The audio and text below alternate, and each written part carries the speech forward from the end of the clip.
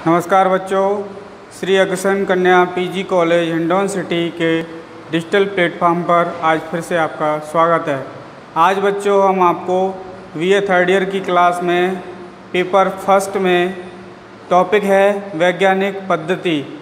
ठीक है बच्चों, आइए पढ़ते हैं। बच्चों आज का जो टॉपिक है वो है स्टेप्स ऑफ साइंटिफिक मेथड। कहने का मतलब है, इसको बोलेंगे हिंदी में वैज्ञानिक पद्धति के चरण। ठीक है बच्चों, क्या वैज्ञानिक पद्धति के चरण। जैसा कि हमारा पेपर है सामाजिक अनुसंधान की विधियाँ, उसी के अंतर्गत हम सारी चीज़ें कैसे पढ़ेंगे, रिसर्च से जुड़ी हुई। तो आज हम आपको क्या पढ़ाने वाले हैं, वैज्ञानिक पद्धति के चरण। बच्चों ये बहुत ही महत्वपूर्ण प्रश्न है एग्जाम के दृष्टिकोण से। और जब भी तुम पढ़ाई इस सोशलॉजी से कोई उच्च शिक्षा हासिल करोगे तो ये हर बार आपको काम में आने वाली जो विषय वस्तु जो हम बता रहे हैं, ये टॉपिक बहुत ही महत्वपूर्ण है। परीक्षा में भी लॉन्ग में भी पूछा जाता है और शॉर्ट में भी पूछा जाता है, और यहाँ तक कि छोटे क्वेश्चन में भी आ जाता है ये। ठीक है बच्चों, तो आज हम आप वैज्ञानिक पद्धति के बारे में जानते हैं। ठीक है, वैज्ञानिक पद्धति एक दो लेक्चर में हमने शुरुआत में कुछ थोड़ा बताया है बच्चों, लेकिन आज हम इसको डीपली पढ़ेंगे। वैज्ञानिक पद्धति की परिभाषा जान लेते हैं बच्चों। स्टुअर्ट चेज के अनुसार, ये एक समाजशास्त्री हैं और अनुसंधान करता है बच्चों, स्टुअर्ट चेज। इन्होंने क्या बताया है, विज्ञान पद्धति के साथ चलता है, विषय सामग्री के साथ नहीं।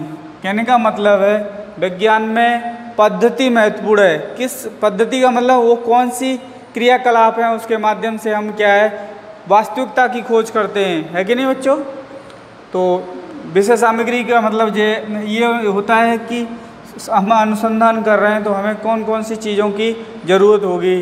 विषय सामग्री का मतलब चर अचर, प्राथमिक स्रोत का उपयोग करेंगे कि द्वितीय स्रोत का प्रयोग करेंगे, अवलोकन सूची करेंगे, अब कि अनुसूची पढ़ेंगे या प्रश्नावली पढ़ेंगे, तथ्यों का संकलन कैसे करेंगे, ये पूरी इसमें व्यवस्था है। और दूसरी जो परिभाषा दी है बच्चों, वो दी है कार्ल पियर्सन ने दी है बच्चों।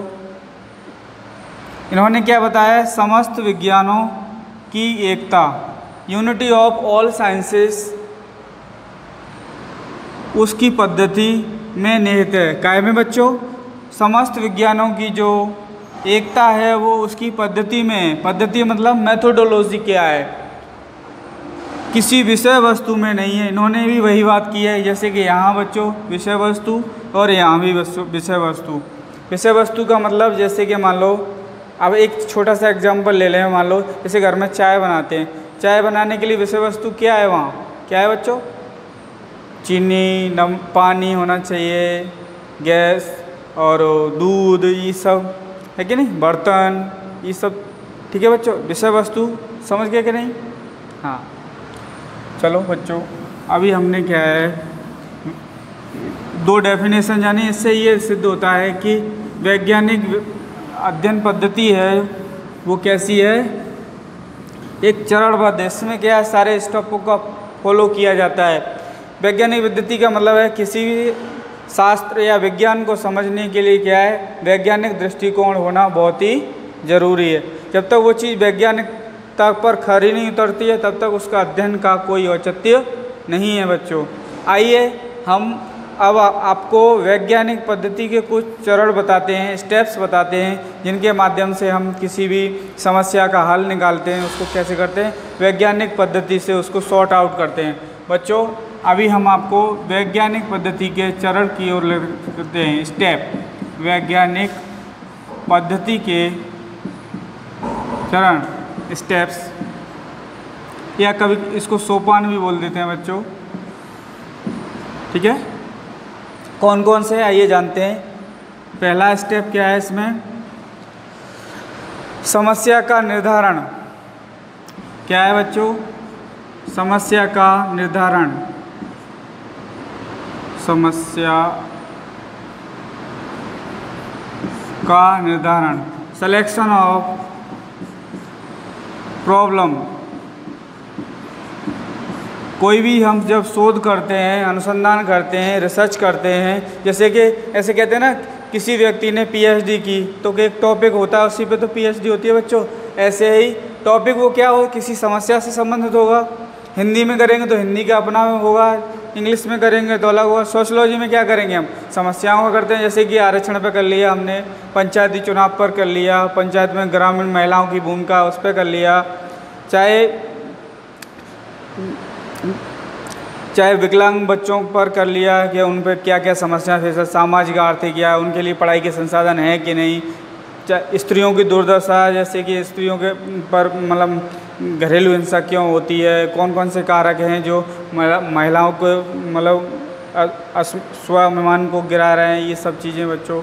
इस तरह से क्या करते हैं, सबसे पहला काम होता है जब भी कोई हम रिसर्च करते हैं तो समस्या का निर्धारण करते हैं। अच्छा बच्चों, समस्या का निर्धारण करते कैसे हैं, उससे जुड़ी हुई पहले क्या है, या तो कोई रिसर्च हुई हो पहले किसी समाजशास्त्री ने, क्योंकि आज हम रिसर्च कर रहे तो हमसे पहले भी तो किसी ने की होगी, तो उसका सहारा लेते हैं, या लिटरेचर लेते हैं, उससे जुड़ी हुई लिटरेचर मतलब उससे जुड़ी हुई किताबें को देखते हैं कि आखिर उन्होंने अनुसंधान में कौन कौन सी बातें छूटी थी। जैसे कि कोई रिसर्च है वो पुराने ज़माने में हुई है, आज की ज़रूरतें वर्तमान समय की ज़रूरतें कुछ और हैं, उस हिसाब से बच्चों करते हैं इसको। चाहे हम इसके लिए किसी सरकारी ऑथेंटिक साइट से क्या है वो डेटा ले ले, जैसे जल मंत्रालय है, जल की समस्याओं पर अगर रिसर्च करना जाएगा तो पहले डाटा लेने के लिए क्या करेंगे, हम जल मंत्रालय की वेबसाइट से डॉक्यूमेंट लेते हैं, सरकार की क्या क्या नीतियाँ रही हैं, सरकार ने क्या योजनाएं लाई जल की समस्या को दूर करने के लिए, है कि नहीं बच्चों। ये है। दूसरा है इसमें, दूसरी है उद्देश्यों का निर्धारण। उद्देश्यों का निर्धारण, जब समस्या का चयन हो जाता है तो बच्चों क्या करते हैं, हम उद्देश्य बनाते हैं, आखिर किन किन बिंदुओं पर हमें रिसर्च करनी है। ऐसा नहीं, रिसर्च करने के लिए तो बहुत बड़ा क्षेत्र होता है बच्चों, ऐसे तो नहीं।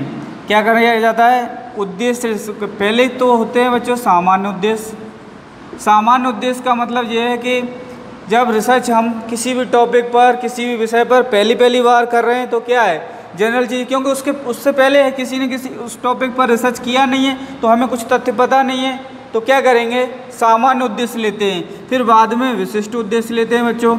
जब विशिष्ट उद्देश्य जब लेते हैं, जब उस पर रिसर्च पहले से हो गई हो तो उसमें ये देखते हैं वो तो रिसर्च हो गई है, आखिर उसमें भी कौन कौन से मुद्दे ऐसे हैं जिनकी आज समाज में उनकी जानकारी जानना बहुत आवश्यक है। तो विशिष्ट उद्देश्यों को लेकर उसमें क्या है बच्चों, रिसर्च की जाती है। ये उद्देश्य बहुत सारे हो सकते हैं, लेकिन डिपेंड करता है कि हमारे पास टाइम कितना है रिसर्च करने के लिए, 2 महीने 3 महीने के सालों लगाने, कोई प्रोजेक्ट पे तो सालों लग जाती हैं बच्चों, रिसर्च चलती रहती है, नतीजे बहुत बाद में आते हैं। कोई रिसर्च ऐसी होती है कि 1-2 महीने 3 महीने 4 महीने के लिए भी वैसे। और फिर रिसर्च बजट पर भी डिपेंड करती है, बजट और समय दोनों पर डिपेंड, और समाज की ज़रूरत पर डिपेंड करती है, ऐसी कौन सी समस्या है जिसकी क्या जरूरी बहुत जल्दी हमें क्या है, जैसे कि जनगणना एक तरह का ये क्या है बच्चों, ये शोध ही तो है। जनगणना क्या है, शोध है, सर्वे होते हैं, आए दिन सर्वे आते हैं, जैसे कि अभी स्वच्छता सर्वे आया है, ये सब क्या है, रिसर्च ही तो है बच्चों, ठीक है। तो इसमें क्या है, आप यानी जैसे कि मान लो अभी स्वच्छता सर्वे आया है तो इस पर पहले रिसर्च नहीं हुई है, ये तो नया टॉपिक है बिल्कुल। जैसे कि अभी साइबर क्राइम है, साइबर क्राइम नई समस्या है, पहले ज़माने में जब टेक्नोलॉजी नहीं थी तो साइबर क्राइम का औचित्य क्या था बच्चों, ठीक है। तो ये उद्देश्यों की बात तुम समझ में आई बच्चों। ये देश और काल की परिस्थितियों के अनुसार से उद्देश्य निर्धारित किए जाते हैं। अगर उस पर वो तुम्हें बता दिया मैंने, रिसर्च पहले से नहीं हुई है तो वो सामान्य है, पहली बार हो रही है। अगर एक बार रिसर्च हो चुकी है, बहुत सारे विद्वान ने अपने अपने मत दिए हैं, फिर भी उसमें अगर लगता है कहीं ज़रूरत रह गई है, जैसे कि किसी ने छोटा सा लघु शोध किया, और लघु शोध है तो 1-2 जिले को लेकर हो सकता है, पूरे देश को में क्या क्या समस्या है उसको एक क्षेत्र के हिसाब से तो नहीं आइडेंटिफाई किया जा सकता है। इसलिए बच्चों क्या है, बड़े से लेवल पर करेंगे तो बड़ा बजट चाहिए, ज़्यादा संसाधन चाहिए, ऐसे में क्या है थोड़ी दिक्कत तो आती है, ठीक है। तो हमने अभी आपको 2 उद्देश्य बताए, तीसरा उद्देश्य की ओर बढ़ते हैं बच्चों। वैज्ञानिक पद्धति का तीसरा उद्देश्य क्या हो सकता है, तीसरा उद्देश्य है बच्चों उपकल्पना का निर्धारण। इसको बोलते हैं बच्चों हाइपोथेसिस, उपकल्पना या प्राकल्पना। प्राकल्पना जब हम उद्देश्य निर्धारित कर लेते हैं फिर क्या बनाते हैं, उसकी हाइपोथेसिस बताते हैं। हाइपोथेसिस कई तरह की होती है, जैसे कि क्लास में अब आगे बढ़ेंगे आपको हाइपोथेसिस के बारे में भी बताएंगे। जैसे शून्य प्राकल्पना होती है, तुलनात्मक, ऐसे करके। ठीक है बच्चों। उपकल्पना का मतलब होता है पूरा हम उसका क्या है खाका तैयार करते हैं कि रिसर्च के, जैसे कि घर बनाते हैं ना, तो पूरा नक्शा पास कराते हैं कहाँ पे क्या होगा, बाथरूम क्या पे कहाँ, डाइनिंग रूम होगा, स्टडी रूम होगा, कहाँ पर मतलब वेयर वो होगा, पार्किंग होगी, क्या जो भी है, ये सब चीज़ें क्या है बच्चों, उसका पूरा स्ट्रक्चर तैयार किया जाता है कि उसमें फिर रिसर्च डिजाइन क्या होगी वो भी निर्धारित किया जाता है बच्चों। ठीक है बच्चों। रिसर्च का मतलब अनुसंधान परिसंरचना। ठीक है। इसके बाद इसमें ज़्यादा नहीं, पूरा स्ट्रक्चर बना देंगे कि जो रिसर्च करेंगे तरीके से। जैसे कि मान लो कि फॉर एग्जांपल पुलिस ऐसे किसी व्यक्ति का इनकाउंटर कर रही है, या मान लो कोई आतंकवादी है उसको घेरना है, तो कैसे करें, पूरा स्ट्रक्चर खड़ा करना पड़ेगा कि सारे नाकेबंदी की जाएगी कि वो व्यक्ति कहाँ से इंटर कर सकता है, और उस पर क्या गुप्तचर की उस पर रिपोर्ट होगी कि कहाँ से गतिविधियाँ हो रही हैं, कहाँ से क्या बात हो रही है। कहने का मतलब पूरा उसके ऊपर जाल की तरह सिस्टमेटिक वो ढांचा तैयार किया जाता है। अब चौथे नंबर पर आते हैं बच्चों। चौथा नंबर है अध्ययन क्षेत्र का चयन। अब भाई ये भी तो पता होना चाहिए कि भारत में रिसर्च करनी है, विदेश में करनी है, कहाँ करनी है। जैसे कि कोरोना पर रिसर्च हो रही है बच्चों, कोरोना की वैक्सीन पे बच्चों। ठीक है, अभी इसके बारे में समझाएंगे आपको। अध्ययन क्षेत्र का चयन, देखो बच्चों मेडिकल साइंस में करेंगे तो वो दवाई की खोज हो रही है। अगर हम इसमें सोशलॉजी में भी कर सकते हैं रिसर्च, वो कैसे मैं बता रहा हूँ अभी। जैसे कि प्रवासी मजदूरों पे एक बहुत अच्छा टॉपिक है, अगर कोई रिसर्च करना चाहे तो इस पर भी कर सकता है। क्या कर सकता है, जैसे कि कोरोना काल के दौरान प्रवासियों को कौन कौन सी समस्याओं का सामना करना पड़ा, उनका बैकग्राउंड क्या था, उनकी जो सैलरी मिलती थी उनको कितनी मिलती थी, परिवार का पूरा सामाजिक आर्थिक स्थिति, किस लोकेशन में रहते थे, किन परिस्थितियों में काम करते थे, कितने घंटे काम करते थे, आने वाली चुनौतियां कहा कि जो कोरोना ख़त्म हो जाएगा तब कौन कौन सी चुनौतियों का सामना करना पड़ेगा। तो ये सब चीज़ें रिसर्च के दायरे में आती हैं बच्चों। अध्ययन क्षेत्र का चयन, इसमें जब भी कोई समस्या, जैसे हमने तुम्हें बताई अभी कोई समस्या ले ली, उस पर अगर रिसर्च करें तो अध्ययन क्षेत्र का चयन करना बहुत ज़रूरी होता है। वो कैसे करते हैं बच्चों, इसमें बहुत सारी विधि होती हैं। लॉटरी मेथड है, रैंडम सैम्पलिंग है, सैम्पलिंग के हिसाब से करते हैं। जब तुम निदर्शन पढ़ोगे अगली क्लास में, जब भी मतलब यूनिट में, नेक्स्ट यूनिट, 4th यूनिट में जौन सी में भी है, तो उसमें क्या है कई तरीके होते हैं डेटा कलेक्शन करने के, क्षेत्र का चयन करने। तो वो कैसे करते हैं, जैसे तुमने मान लो ऐसे करना है, जैसे एक ऐसे बच्चों बोरा तो जानते हो, बोरा का मतलब एक पूरी बोरी, उसमें गेहूँ भरे हुए हैं बच्चों। गेहूँ में से क्या है, हमने एक मुट्ठी गेहूँ निकाल ली है, उसमें से वो जो एक मुट्ठी गेहूँ है वो क्या सैंपल कर रहे हैं, प्रतिदर्श कर रहे हैं। क्या कर रहे हैं बच्चों, सैंपलिंग कर रहे हैं। एक मुट्ठी में जो गेहूँ है वो ये दर्शा रहे हैं कि पूरी बोरी में जो गेहूँ है वो सेम ऐसे ही है। समझ गए। ऐसे ही क्या करते हैं, जैसे कि इस कॉलेज में ही अध्ययन करना है, मान लो इस कॉलेज में अध्ययन करना है, तो क्या करेंगे, 2 बच्चे फर्स्ट ईयर के ले लिए, 2 सेकंड ईयर के, 2 थर्ड ईयर के, 2 BSc के, 2 MA के ले लिए। इससे क्या है पूरा सैंपल बन जाएगा। तो वो 2 बच्चे क्या है पूरी क्लास को डिनोट कर देंगे। समझ में आई बात। तो इस तरह से अध्ययन क्षेत्र का चयन करते हैं। अब मैंने तुम्हें अभी बताया था बच्चों, ये संसाधन पर निर्भर करता है। किस पर, संसाधन पर निर्भर करता है कि आपके पास संसाधन कितने, रिसर्च का एरिया संसाधन पर निर्भर करता है कि मान लो हमारे पास बजट तो बहुत कम है और रिसर्च करनी है हमें पूरी राजस्थान की, तो कैसे संभव है, नहीं है ना संभव। इसलिए और व्यक्ति को रिसर्च का ज्ञान भी होना चाहिए, दक्ष लोग भी होने चाहिए, तो ये संसाधन होने चाहिए। और इसमें पहले कि कितने परिवारों पर रिसर्च करना है ये भी तो है।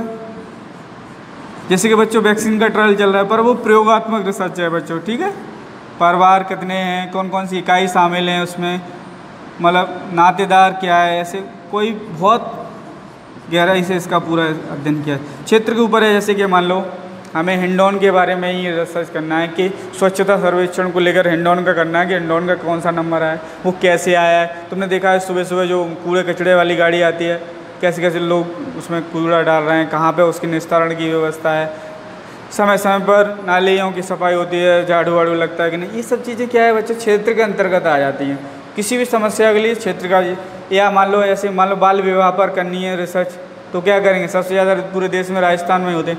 फिर राजस्थान में भी ये देखा जाएगा कौन से ज़िले में ज़्यादा होते हैं, ज़िले के बाद ये देखा जाएगा कौन सी जाति में ज़्यादा होते हैं। बच्चों समझ में आई बात? इस तरह से बच्चों अब अगला उसकी तरफ बढ़ते हैं। इसके मेथड होते हैं बच्चों, वो आगे पढ़ेंगे। सैम्पलिंग मेथड के द्वारा क्या है बच्चों चयन किया है। जैसे तुमने सुना हो लॉटरी विधि, लॉटरी जानते हो बच्चों, खेल खेलते नहीं हैं, पर्ची वाला खेल है, वैसे ही इसमें भी चलता है ये। अब 5th नंबर पर क्या है, अध्ययन यंत्रों का चयन बच्चों, रिसर्च टूल पॉइंट है इसका 5th, अध्ययन यंत्र। क्या हो सकते हैं बच्चों अध्ययन यंत्र?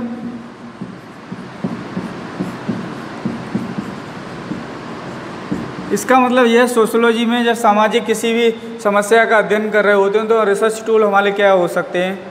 रिसर्च टूल हो सकते हैं अवलोकन, साक्षात्कार विधि हो सकती है, अनुसूची हो सकती है, प्रश्नावली हो सकती है,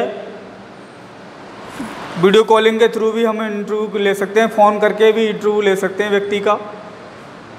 ठीक है बच्चों, ये सब चीज़ें किस में आ जाएंगी? अध्ययन यंत्र में आ जाएंगी। ठीक है,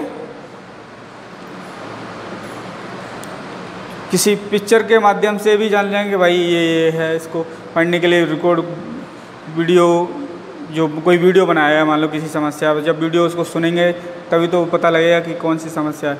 अध्ययन यंत्र का मतलब मैंने बताया आपको, प्रश्नावली आती है इसमें।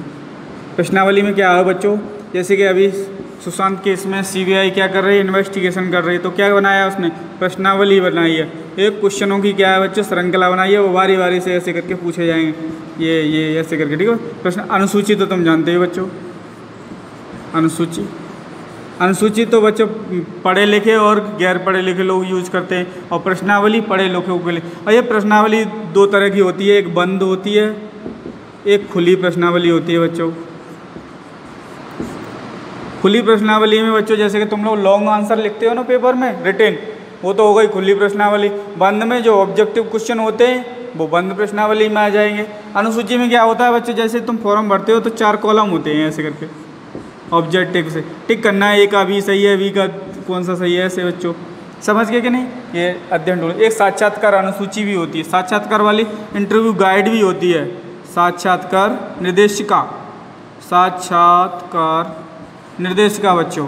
ये क्या बताती है हमें कि इंटरव्यू लेना है वो कैसे लेना है, निर्देशिका बच्चों। इससे क्या है बच्चों, समय की बचत हो जाती है और हमें ऑथेंटिक जानकारी मिल जाती है। क्या है बच्चों, ऑथेंटिक जानकारी मिल जाती है। आप समझ गए यंत्रों का चयन, इनकी भूमिका क्या है, इससे ही तो हमें डेटा मिलेगा।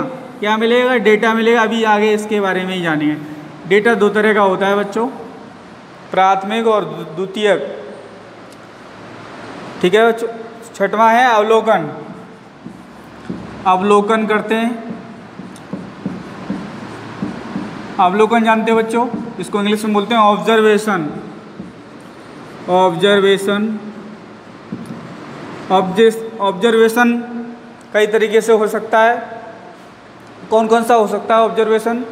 सहभागी अवलोकन, जैसे कि मैं क्लास में पढ़ा रहा हूँ आपको और आप क्या बिल्कुल अटेंडेंट होके पढ़ रहे हो, अच्छे से समझ रहे हो, जो बोल रहा हूँ उसका जवाब दे रहे हो। जब टीचर क्लास में नहीं होता तो कैसा अवलोकन होता है, कोई आ जाए अचानक से, कोई इधर मिलेगा कोई उधर मिलेगा। ये क्या है, ये जो अवलोकन है वो कैसा है, अनियंत्रित है, एक नियंत्रित है वो।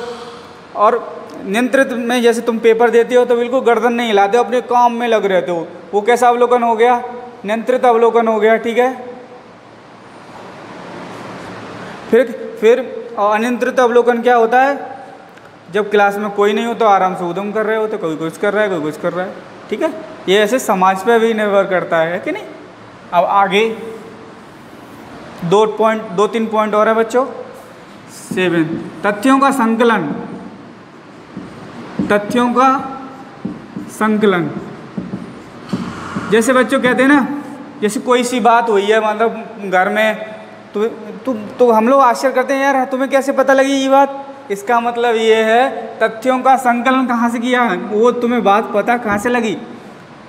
कलेक्शन ऑफ डेटा है कि नहीं, कहने का मतलब कोई गुप्तचर होगा, कोई कभी तो बात कही लीक हुई, किसी ने कही होगी तभी तो पता लगेगा। ऐसे ही रिसर्च में क्या है, तथ्यों का संकलन किया जाता है। जैसे तुमने देखा है जनगणना जब होती है तो घर पे आते हैं लोग, सवाल जवाब पूछते हैं, तुम्हारे घर पे मतलब कच्चा घर है कि पक्का घर है, रसोई गैस है कि नहीं।